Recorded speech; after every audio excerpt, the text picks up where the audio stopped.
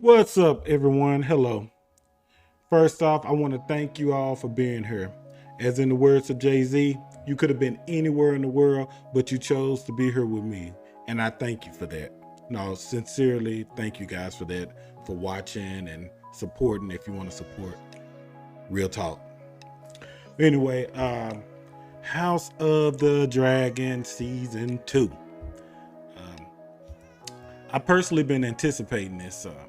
Been waiting for it all year for the return of the show and everything. I'm very, very familiar with the books, The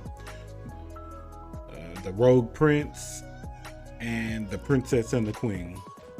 Those are the two novellas that the show is based off of. And I'm interested to see how accurate towards the books that season 2 is going to be. Because, I watched season 1, and season 1 was probably like 70% accurate with the books. I give it 70%, which is way better than the Game of Thrones show. It was probably like 50% accurate, but it had to be because the books and the Game of Thrones part of the Song of Ice and Fire, those books are not even complete yet. So I guess the showrunners had to, do what they had to do, because it was an incomplete book, so they had to like make it up as they go. So that part is understandable, and but they're doing a way better job with keeping up with the books in House of the Dragon. Like I said, around 70%. So yeah, let's get into it. Again, this is the season premiere of House of the Dragon, season 2, episode 1, A Son for a Son. All right, we start off in the north with Rhaenyra's oldest son speaking with Cregan Stark. Cregan Stark is the head of the Stark house in Winterfell, and that was pretty cool how they showed Winterfell and the Winterfell music. It's taking me back to Game of Thrones. But anyway, yeah, Cregan Stark, he's the head of Winterfell, which is a major character in the books. He's a major character, like major. Uh, I would assume he would be a lot older in the books, but this guy is kind of young, so I mean, maybe you know, the Dance of the Dragons, which is the war that's happening in this show. Maybe it's gonna like take a few years, and he's gonna get older as the show goes on. But you know, he's a young guy. But anyway, he's talking to Rhaenyra's son about the North and their oaths and everything, and basically they receive a raven with the news of his youngest brother's death. His younger brother was killed last year by Aemon and Vagar. So he's just now hearing about it, which makes sense for him to just now hear about it because he was in the North, and the North is like geographically remote from the other kingdoms or the other houses in the Westeros. So, it makes sense that he's just now hearing about it, and, hey, it is what it is, hey. Next, we go to Dragonstone. We have Daemon and Rhaenys, passing each other in passing.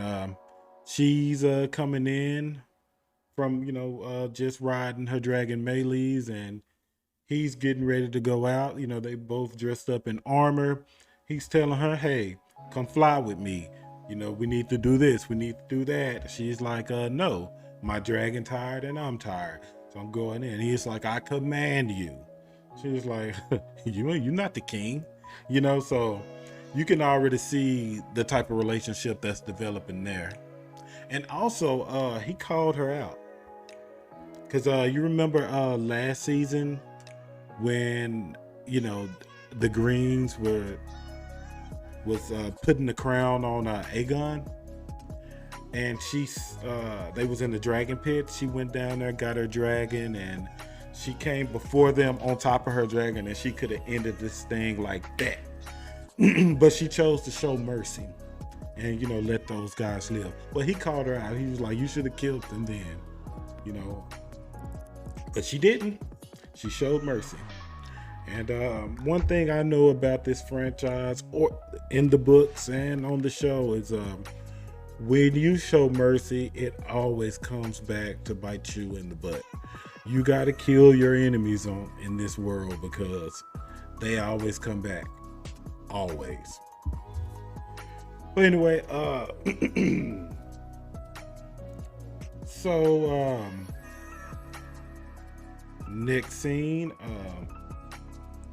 we got Rhaenyra. You know, she's grieving, which is understandable, you know, for her son, you know, which is a quick scene. Then we go to Corlys Velaryon. He's walking into his shipyard, talking to you know, one of his captains, which this is another big character, Alan. We're just gonna call him Alan for now, but he's another huge character, real huge in the books. Very, very, very, very huge, very. And Alan, he has a twin brother named Adam. But I will let the, you know, episode unfold it for now. I'm not going to give you the guy's last name, not now. But he's a huge character. Very huge. Next, we go back to King's Landing, where we have Aegon the Second Targaryen, second of his name. He's in there running around looking for, you know, his son Jacaerys. He wants to take you know, to the small council meeting. When his dad was alive, his dad never took him to small council meetings. His dad didn't really see a reason to take him, because he wanted Rhaenyra to be, you know, to take over once he was gone. So why would he take Aegon to a meeting, you know? And I guess, you know, it's different for Aegon. He wants to take his heir there and, you know, kind of do the stuff with his heir that his father never done with him. That's what I'm getting from it. But anyway, he's looking for his son. His wife Helen, like, oh yeah, he's busy with his studies, and how do you even know he wants to be king? Like, you know. But you know, Helen, she's a little slow or whatever, but she has prophecies and she foresees a lot of things. And she was, you know, she made a statement like she's worried about the rats. You know, she needs to feel safe from the rats. I forget the actual statement, but she brought up the rats within caution. And, you know, she always been doing that. So, you know, shout out to her for that.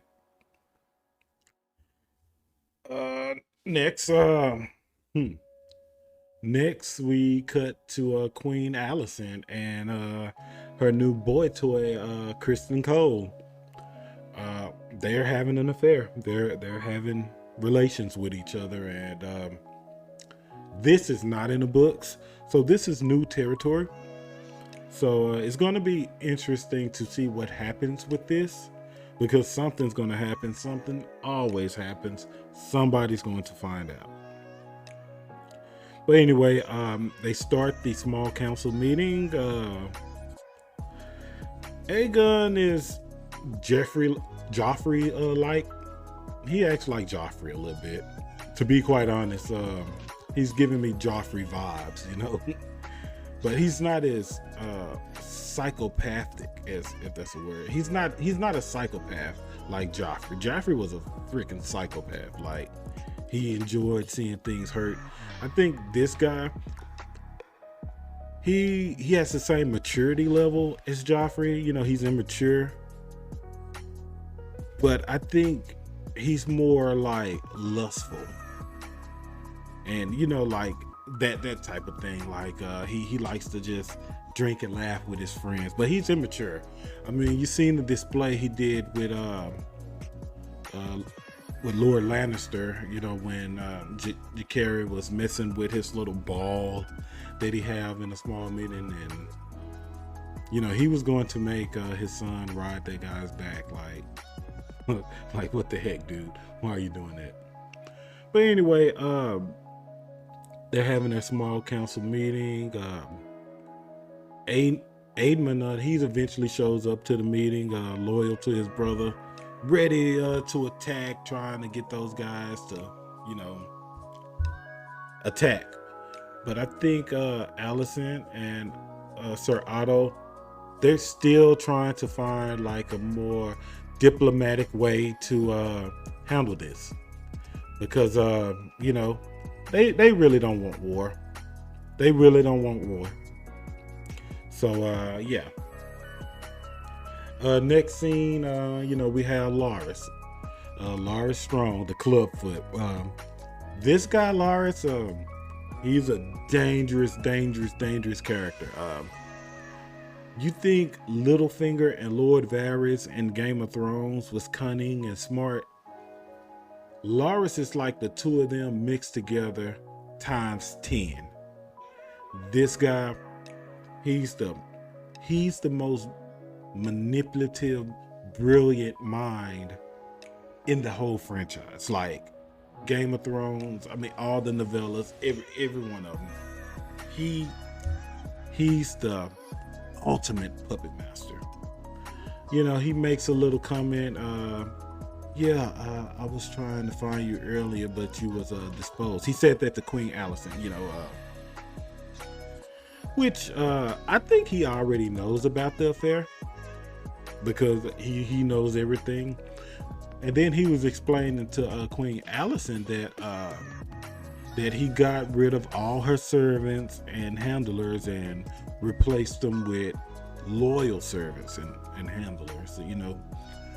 So basically he's going to know more about her, you know, because I'm pretty sure the people he hired for Queen Alicent, they're reporting to him.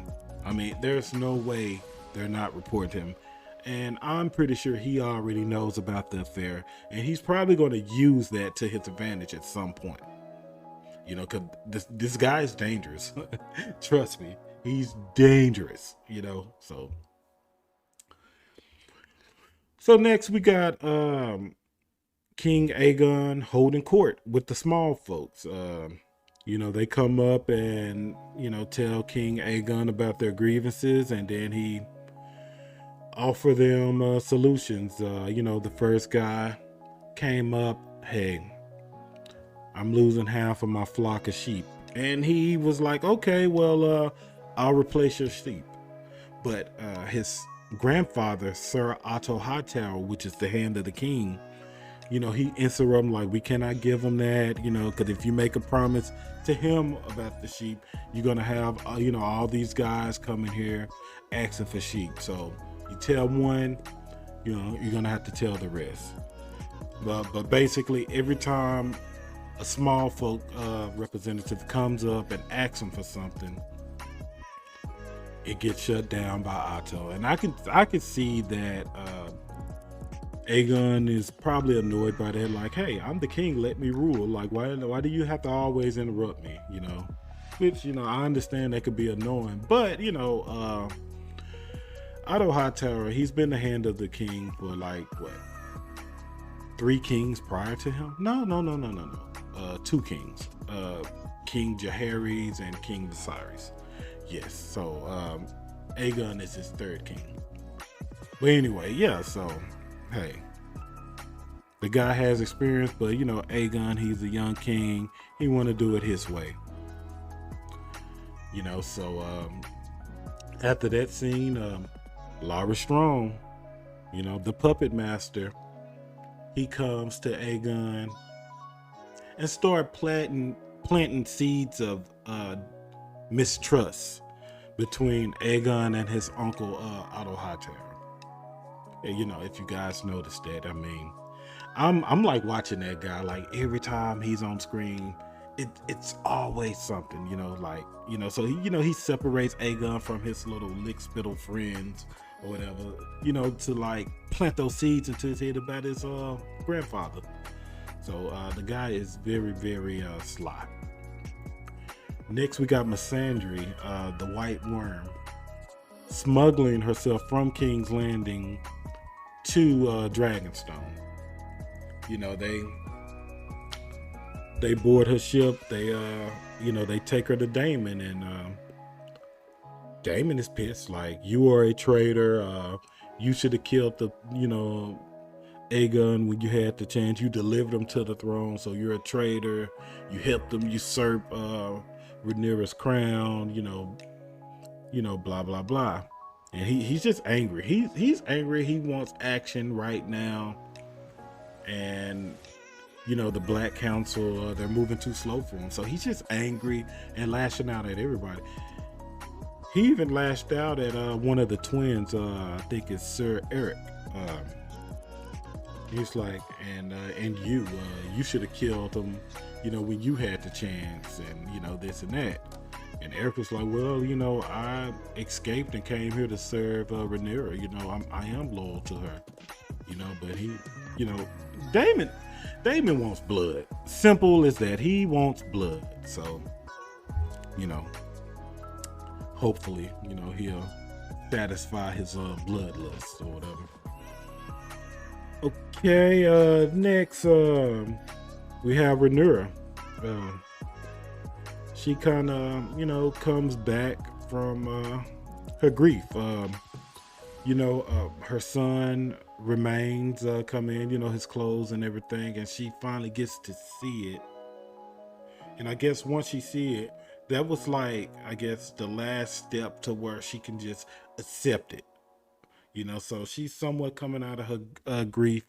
The Blacks are holding council.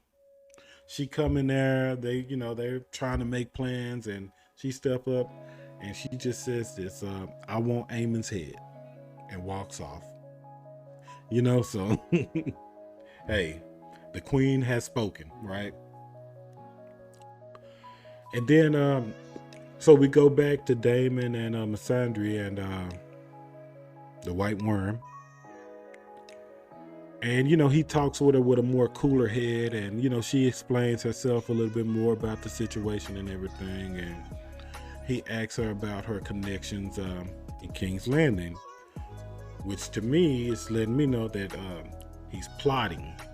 They're plotting something, and we will see towards the end. We come back, Jacaerys returned from his envoy. Of course, he heard the news about his brother. He's sad. He's like crying, kind of, voice is breaking. Tell his mom that the Vale has made their oath of loyalty, but they want a dragon there to protect them, and so has the North. So they have the Vale of Arryn, and they have the North, on their side. She hugs him because she knows why he's crying. So she has to be his strength now. So it's like she can't even be sad anymore. She has to be strong for her son. So then they have the funeral. They burn his clothes and everything, and and that's that. So then we cut to Daemon. He's in King's Landing. He walks up, sees blood. That's what we'll call him, from the City Watch. He asks him about the Greens. Blood is like F the Greens. He's a bit of a brute. In the books, he's not even employed with the City Watch no more because I think he punched a woman or a prostitute or something, like killed her. And so he was kicked off the City Watch, but in the show, he's still on the City Watch. So that's the difference between the show and the books. But yeah, so, he offered him, money to, to do a hit. And he's like, okay, let's do it. Hey, he's down. And then Daemon meets up with the rat catcher. And, he's like, hey, this is my friend. He's going to be your friend tonight. The rat catcher knows all the secret passageways and tunnels and everything within the Red Keep. So that's why, Damon was suggested to him, I'm pretty sure by the White Worm, to hire that guy as well to help Blood, kill the guy, because he know Blood is a brute, he will kill him. So that's why he sent those two together. So he did that, and yeah, hey, they accepted the contract, so they're on their way to kill. And then we go to Aemon and Christian Cole, where they discussing plans about what should be done, and all this. Aemon's like, yeah, we should march. You should be leading the army, and I should be flying from above. Putting our enemies in submission. And they're just feeding off each other. Doing that. Aemon, he really looks up to Christian Cole. So yeah, they're speaking. Then they're interrupted by the hand of the king, Otto Hightower, Aemon's grandfather. He dismisses Christian Cole and speaks with Aemon about, being more cool-headed, slow down. I understand you're loyal to your brother. You want to, make an example out of someone, but, he's just trying to advise him to, to cool it down. And I could tell Aemon's probably a little annoyed with him, and I don't think he's going to be hand of the king for too much long. That's just my personal opinion, but the show, I don't know where the show might take it. But anyway, after that, hey, B and C, Blood and Cheese, they're doing their thing. Cheese is leading Blood into, a tunnel to get inside the castle. He's going through all these secret doors. He even passes Aegon and, his friends, if you want to call them that. They're making jokes, laughing, drinking, or whatever. So, the guys pass, them, and, they get into a little argument because Cheese doesn't want to go upstairs. It's like, I can't, I'm not allowed here, whatever. Blood was like, I will kill you where you're staying. You better show me. We don't get paid unless we, get ahead of a meal. So, they looking around, and it's interesting. They splits up, and Blood goes into a room where he come across one of Queen Alicent's servants. And here's an interesting thing. She did not say nothing about, she didn't say nothing when she seen the guy. She didn't alert anybody. She just stared at the guy, and the guy just said, like, I'm setting up a trap, he's dropping stuff or whatever. And it's interesting to me because she's one of, the Clubfoot's agents, Lord Lyra Strong agents. So, that's why that's interesting to me. And then Cheese, he has Helena, Queen Helena, at knife point and calls Blood. Blood comes in there, looks at the children. They're twins, boy and a girl. He asks which one is a boy, which one is a girl. Helena, she's a little slow, so she points out the boy. So they went to the little boy, start hacking his head. She grabs her daughter, runs to her mother's room where her mom is, having a nightcap, as you say, with Christian Cole. She walks in on it crying or whatever, and, makes mentions of they killed the boy or whatever. And the show is over. All in all, the show was good. It ended with a murder of a prince. And it started with a murder of a prince. So a son for a son. Hey, nice little segue. I knew the Blood and Cheese thing was going to happen at some point, but I really didn't expect it to happen this early.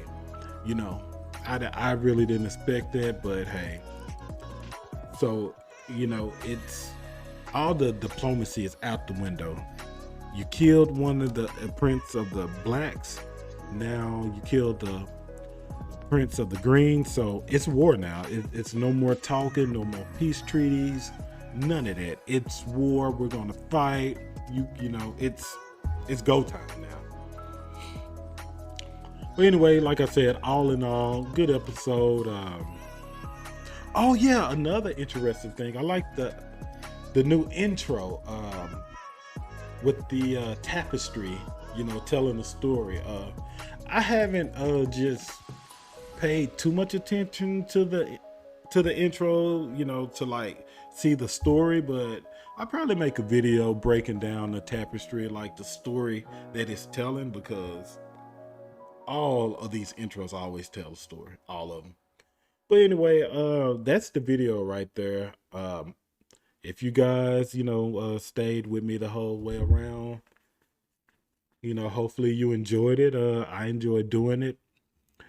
Also, I would like to have like a episode discussion with another creator out there. So if anybody is a creator and you want to have a discussion about the episode or about just um, a Song of Ice and Fire related topics, period, for us the books or anything, just hit me up. Hit me up in my comments or hit me up with an email or something.